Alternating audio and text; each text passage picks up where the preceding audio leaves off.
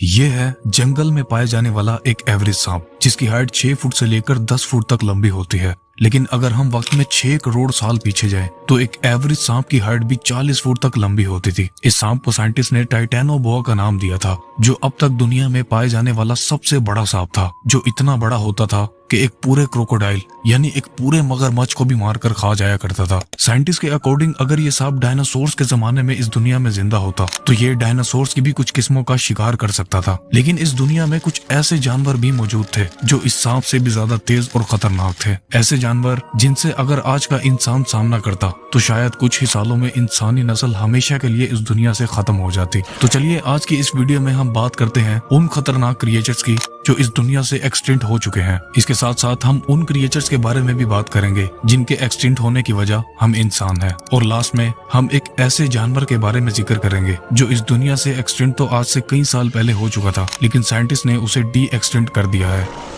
Imagine करें एक ऐसी दुनिया जहां ना कोई इंसान था, ना जंगल, ना पहाड़, सिर्फ समुंदर और उसका गहरा अंधेरा और ऐसे खतरनाक जानवर जो आज के दिन सिर्फ कहानियों में सुनाई देते हैं। उन्हीं में से एक था सी स्कॉर्पियन, एक ऐसा सी क्रिएचर जो लगभग 400 मिलियन साल पहले जमीन और पानी दोनों पर रहता था। इसका साइंटिफिक नाम तो यूरिप्टेरिड था, मगर लोग इसे समुद्री बिच्छू के नाम से जानते हैं। ये जानवर किसी छोटी मछली की तरह नहीं था, बल्कि ये एक 8 फुट लंबा खौफनाक दिखने वाला क्रिएचर था। दिखने में तो ये एक लॉबस्टर और स्कॉर्पियन की तरह लगता था, लेकिन इसका सर किसी भी आम स्कॉर्पियन के मुकाबले 2 से 2.5 गुना ज्यादा बड़ा होता था। इसके पंजे और नाखून इतने तेज और खतरनाक थे कि वो अपने शिकार को एक ही झटके में पकड़कर मार डालता था। इसका जिस्म इतना सॉलिड और मजबूत था जो उसे न सिर्फ शिकार करने में मदद देता बल्कि दूसरे समुद्री शिकारियों से भी महफूज रखता था। ये अक्सर समंदर की गहराइयों में छुप कर बैठा रहता था और जैसे ही कोई जानवर उसके करीब आता वो अचानक उन पर हमला कर देता। दुनिया के मुख्तलिफ हिस्सों में जब इसके फॉसिल्स मिले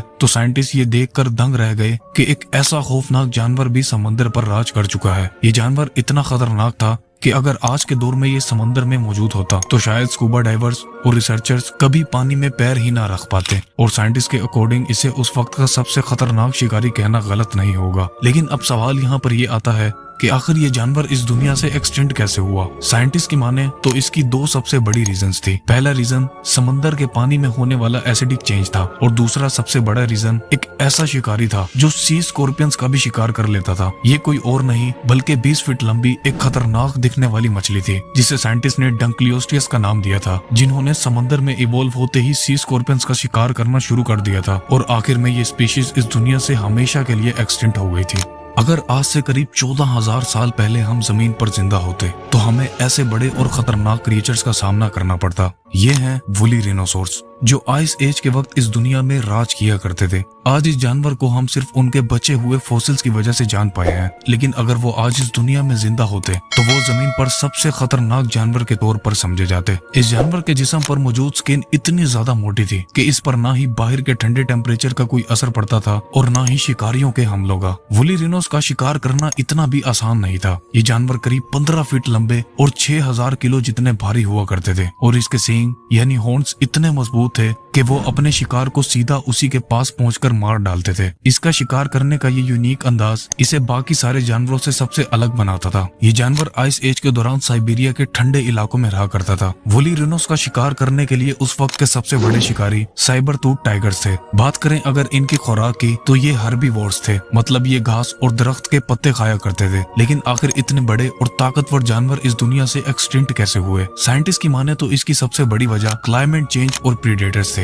जैसे जैसे आइस एज खत्म होने लगी तो टेम्परेचर इंक्रीज होने लगा। इस बदलते क्लाइमेट ने वुली रिनोस के लिए सरवाइव करना मजीद मुश्किल कर दिया और धीरे धीरे करके सारे वुली रिनोस शिकारियों का शिकार बनने लगे और आखिर में इस दुनिया से एक्सटिंक्ट हो गए। लेकिन जो रिनोस क्लाइमेट चेंज की वजह से मरे उनकी बॉडीज आज भी साइंटिस्ट को साइबेरिया की ठंडी बर्फ के जमीन के नीचे मिलती रहती है। जैसा कि ये एक रिनो की 32,000 साल पुरानी बॉडी जो साइंटिस्ट को अगस्त 2020 को साइबेरिया की बर्फ के नीचे दफन मिली थी।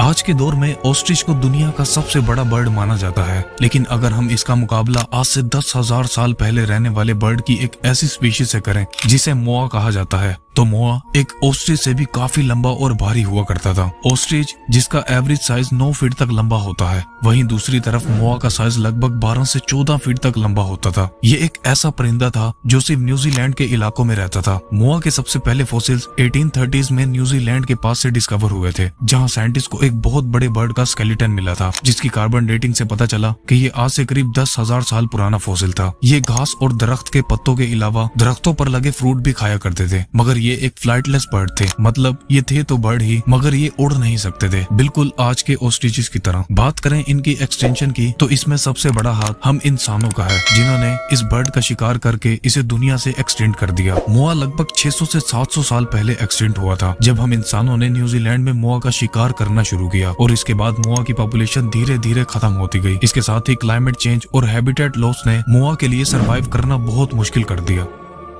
आज से तकरीबन 150 मिलियन साल पहले जब जमीन पर डायनासोर्स का राज हुआ करता था, वहीं समुद्रों में एक ऐसा शिकारी था जो पूरे समंदर पर राज करता था, और वो था प्लियोसोर। ये समंदर का सबसे खतरनाक शिकारी था, जो करीब 40 फुट तक लंबा होता था। उसके मजबूत जबड़े और 12 इंच तक लंबे दांत किसी भी शिकार को आसानी से मार सकते थे। प्लियोसोर का जिस्म बहुत मजबूत हुआ करता था, न सिर्फ मजबूत बल्कि इसकी बॉडी पर 4 ताकतवर फ्लिपर्स थे, जो उसे पानी में बिजली की रफ्तार से तैरने में मदद देते थे। पहली दफा प्लियोसोर के फॉसिल्स 19वीं सेंचुरी के आखिर में डिस्कवर हुए थे, जब ब्रिटेन की कोस्ट से कुछ अजीब और भारी हड्डियां समंदर की रेत से निकली। प्लियोसोर असल में मैरीन रेप्टाइल था, मगर उसका साइज और शिकार का तरीका उसे समंदर के सबसे खतरनाक जानवरों में से एक बनाता था। आज भी जब प्लियोसोर्स के फॉसिल समंदर से मिलते हैं, तो ये सोचा जाता है कि उस वक्त के समंदर कितने खौफनाक होंगे। प्लियोसोर की आईसाइट बहुत तेज हुआ करती थी, जिसकी मदद से वो गहरे अंधेरे पानी में भी बड़ी आसानी से अपना शिकार ढूंढ सकता था और अपने शिकार को एक ही बार में कुचल सकता था। लेकिन वक्त के साथ साथ जब क्लाइमेट में तब्दीली आई और समुद्री फूड चेन्स टूटने लगी, तो प्लियोसोर के लिए जिंदा रहना मुश्किल होता गया। नई स्पीशीज के इवॉल्व होने और भारी ओशन चेंजेस ने उन्हें धीरे धीरे खत्म कर दिया। आखिरकार एक ऐसे मास एक्सटिंक्शन इवेंट के दौरान प्लियोसोर हमेशा के लिए इस दुनिया से एक्सटिंक्ट हो गए।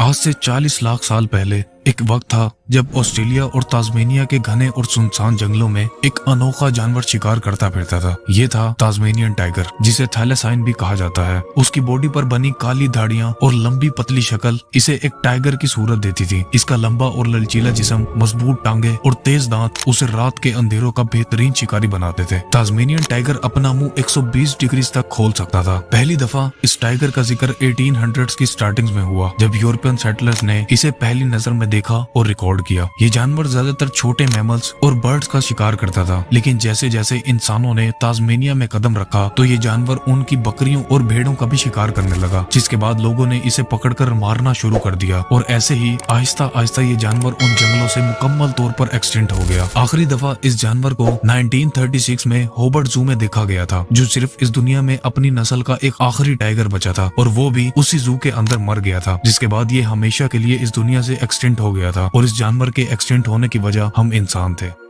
तकरीबन 4 लाख साल पहले जब दुनिया में आइस एज का दौर था, पूरी अर्थ बर्फ से ढकी हुई थी, तब वुली मैमथ नामी जानवर जमीन पर इवॉल्व हुए और उन्होंने लाखों सालों तक इस बर्फ से ढकी हुई जमीनों पर राज किया। वुली मैमथ अपनी मोटी और लंबी बालों वाली खाल और 15 फीट तक लंबे टस्क वाले दांतों के साथ ठंडी और सख्त हवाओं का मुकाबला करते थे। उनका जिस्म बहुत ज्यादा भारी होता था और इनका एवरेज वेट भी करीब 6000 से 8000 किलो तक वजनी होता था। ये ताकतवर जानवर यूरोप, एशिया और नॉर्थ अमेरिका के बर्फानी मैदानों में रहते थे। पहली मर्तबा वुली मैमथ के फॉसिल्स 18वीं सेंचुरी में साइबेरिया के इलाकों से डिस्कवर हुए थे, जिनकी कार्बन डेटिंग से पता चला कि ये फॉसिल्स लाखों साल पुराने हैं। इनमें से कुछ फॉसिल्स इतनी अच्छी कंडीशन में मिले थे कि उनकी स्किन के बाल तक महफूज थे। वुली मैमथ अक्सर ग्रुप्स में रहते थे और उनका बड़ा साइज और तेज टस्क उनको शिकारियों से लड़ने और बचने में मदद देता था। मगर वक्त गुजरता गया, क्लाइमेट चेंज में बड़ी तब्दीली आई, बर्फ पिघलने लगी और इंसानों के शिकार ने इन्हें दुनिया से बहुत जल्द एक्सटेंड कर दिया। तकरीबन 10,000 साल पहले ज्यादातर वुली मैमथ जमीन से गायब हो गए, मगर अब साइंटिस्ट इनके फॉसिल से डीएनए को एक्सट्रैक्ट कर फिर से इन्हें डी एक्सटेंड करने का प्लान बना रहे हैं।